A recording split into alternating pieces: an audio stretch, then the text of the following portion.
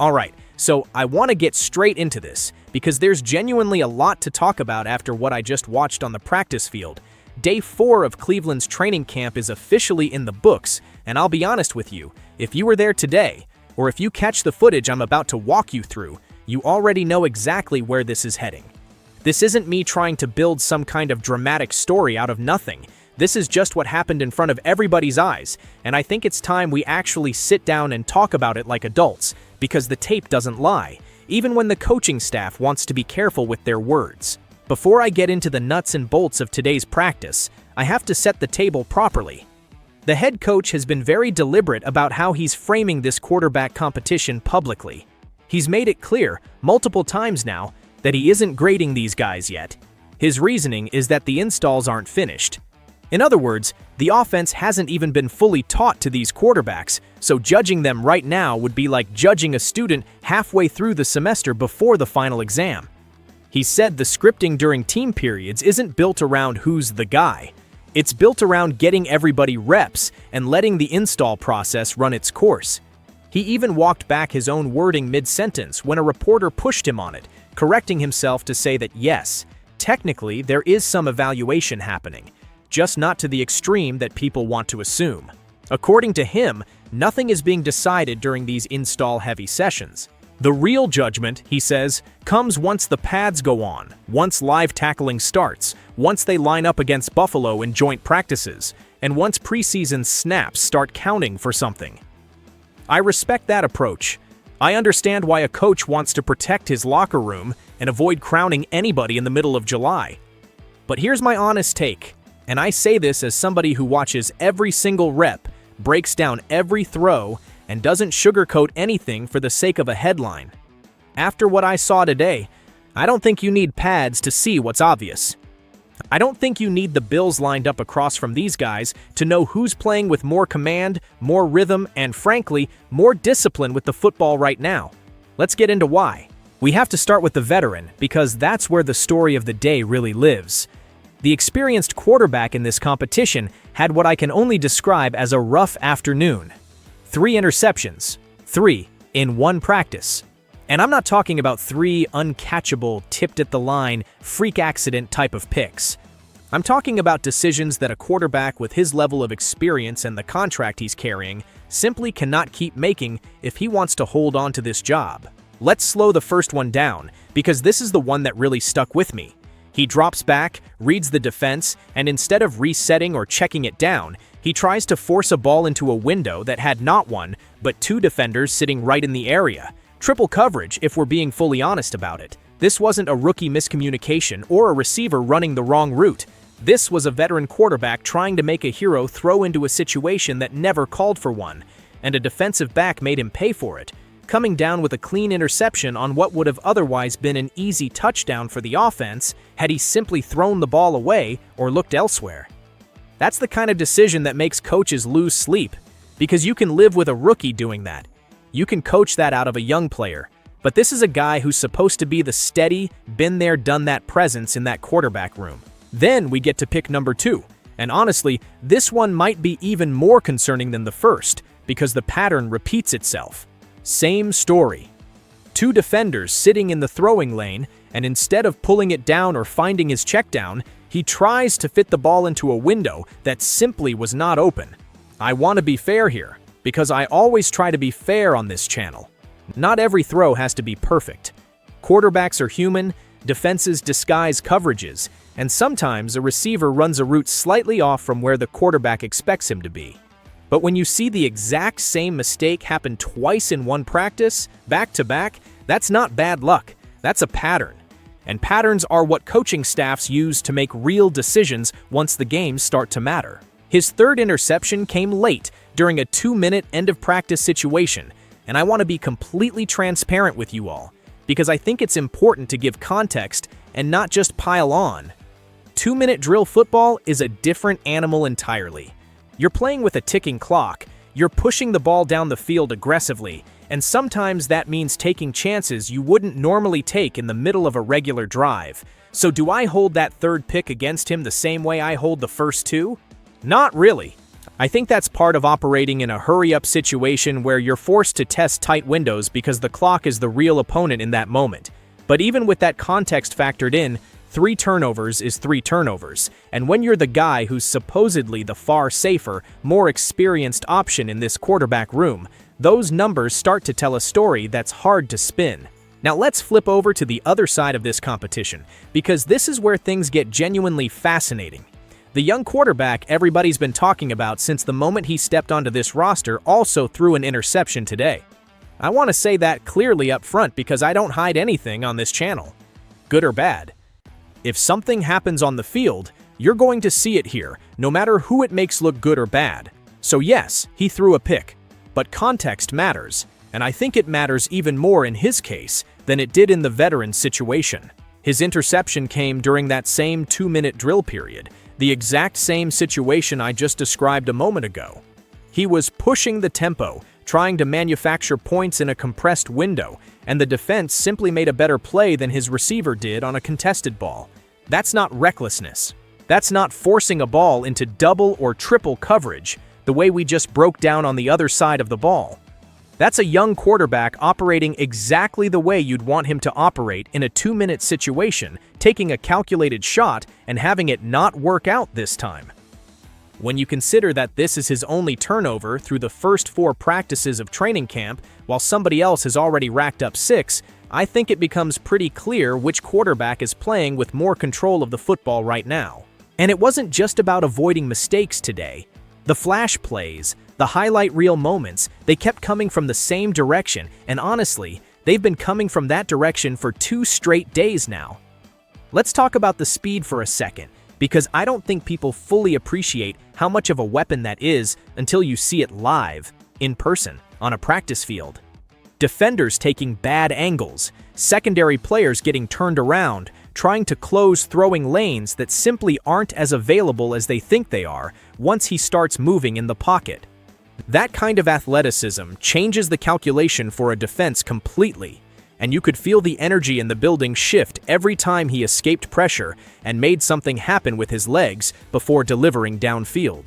I also have to bring up the atmosphere out there today because it tells its own story. There was a very vocal, very passionate group of family members and supporters out at practice specifically to cheer him on, and every single time he made a play, you could hear it. It wasn't quiet. It wasn't polite golf clap energy. It was loud. It was proud. And it was impossible to ignore. On top of that, there was a noticeably large group of fans who showed up specifically hoping to see him get the nod as the starter heading into the 2026 season. That's not something you see every single day at a training camp practice in the middle of summer, and it tells you the level of belief that's already building around this young quarterback before he's even officially been named the guy. I actually went around and talked to a handful of fans out there today because I wanted to get a real pulse on how people are feeling about this situation, not just my own opinion shouted into a camera, and what struck me was how consistent the sentiment was. One fan told me straight up that even though he understands the front office is paying big money to the veteran, that financial commitment doesn't erase what's happening on the field right now, and in his eyes, there's genuinely nothing left to lose by making the switch. Another person I spoke with talked about tracking his growth since last year, saying you can visibly see the improvement in his game, the way he's carrying himself, the way he's playing with a noticeably higher level of confidence and commitment this time around. A few fans were a little more measured about it, saying they honestly don't care who ends up with the job as long as whoever wins it finally gives this franchise competent, consistent quarterback play. Something they've openly admitted has been the single weakest part of this roster for years now. But even the more neutral fans, when pressed, kept circling back to the same name when I asked who they actually expected to be QB1 by the time real football starts. Now let's actually walk through the plays themselves, because stats and interceptions only tell part of the story. The explosive, back-breaking plays matter just as much, and today there was no shortage of them, all coming from the same side of this quarterback competition. The connection with the rookie wide receiver continued to build, marking back-to-back days now where that specific pairing has produced the single best highlight of practice. That's not a coincidence at 4 days into camp. That's chemistry that's actively developing in real time, right in front of everybody watching. From there, it just kept rolling. A beautifully placed touchdown throw connecting downfield with pinpoint accuracy. Then a scramble drill where he escaped structure, bought extra time outside the pocket, and found his target along the sideline for a perfectly placed toe-tap completion, both feet clearly down inbounds if you slow the tape down and look closely, which I always do before I make a call like that on this channel.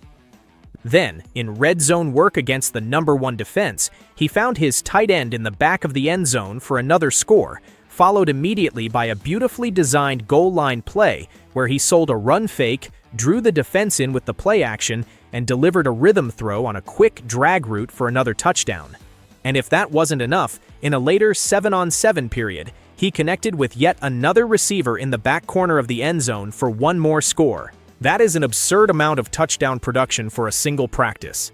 And I don't say that lightly.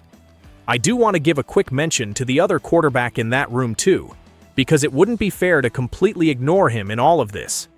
He's had a quieter camp overall, but he's still out there competing every single day, still getting his share of reps, and still factoring into how this competition is shaping up, even if he's not the headline of the conversation right now.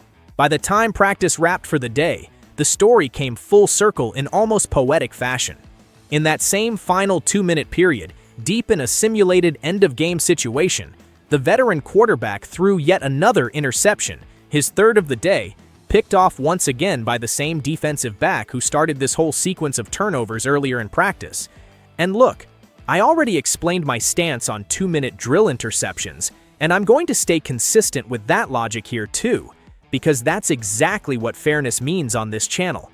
Pushing the ball downfield in a compressed, pressure-packed situation naturally invites more risk, and I'm not going to pretend that pick means the same thing as the first two. But 3 total turnovers in a single practice, regardless of the situational context around each one, is simply not a good day at the office for a quarterback with his level of experience and financial investment from this organization. There's no version of this where that gets spun into a positive. Now let's actually get into the numbers, because I know a lot of you have been waiting for the tracker breakdown, and I always keep receipts on this channel so nobody can accuse me of exaggerating anything. From today's practice specifically, the numbers look like this: 13 completions on 22 attempts, 4 touchdowns, and just the 1 interception for the younger quarterback. On the other side, 12 completions on 19 attempts, 3 touchdowns, but 3 separate interceptions for the veteran. The backup added 5 completions on 9 attempts with 2 touchdowns and 1 interception of his own, and the 4th quarterback in camp went a perfect 1-for-1 on his lone opportunity. Since a lot of you have also been asking for the cumulative totals across all 4 practices so far, I went back through everything I've tracked and put together the full picture for you. Through 4 days of camp, the younger quarterback sits at 64 completions on 91 attempts with 4 total touchdowns. The veteran is right behind him in attempts, 58 completions on 90 pass attempts, which works out to a completion rate right around 64.5%, with 3 touchdowns to his name. The backup quarterback has gone 33 for 46 through his 4 days of work. But here's the number that actually decides quarterback competitions at the end of the day, and it's not completions or even touchdowns, it's turnovers. Across these first 4 practices, the veteran has thrown 6 total interceptions. The backup has added 3 of his own. And the younger quarterback, the one everybody keeps talking about, has thrown exactly 1 interception through 4 full days of camp. And even that one came in a low-stakes, high-risk 2-minute situation that I've already broken down for you. So I'll ask you directly, the same way I asked myself while I was reviewing this film tonight. When one quarterback is protecting the football at an elite level through 4 days while also producing the majority of the explosive, highlight reel plays of camp, and the other is turning the ball over at nearly 6 times that rate while also getting picked off on forced throws into coverage that should never have been attempted in the first place, how much longer does this conversation really need to go on? I understand the coaching staff wants to be patient. I understand they want to wait until the pads come on, until live tackling starts, until preseason reps against outside competition give them a clearer picture beyond scripted training camp periods. That's completely reasonable from a coaching standpoint, and I'm not here to tell any coaching staff how to run their program. But from a pure film standpoint, from someone who sits down and studies every single rep of every single practice, I think the separation is already becoming difficult to ignore. If this coaching staff genuinely wants to put together a football team that wins games this season, the tape is telling them exactly which direction gives them the best chance to do that. The team now gets a scheduled day off, so there's no practice to break down tomorrow, but they're right back at it the following day for the next session, and you already know I'll be right back here walking you through every single throw, every single read, and every single decision these quarterbacks make. This competition is far from officially over on paper, but based on everything I've watched through 4 days, I think most of you already know exactly where my eyes are telling me this is heading. Let me know your own honest breakdown of today's practice, and I'll catch you in the next one.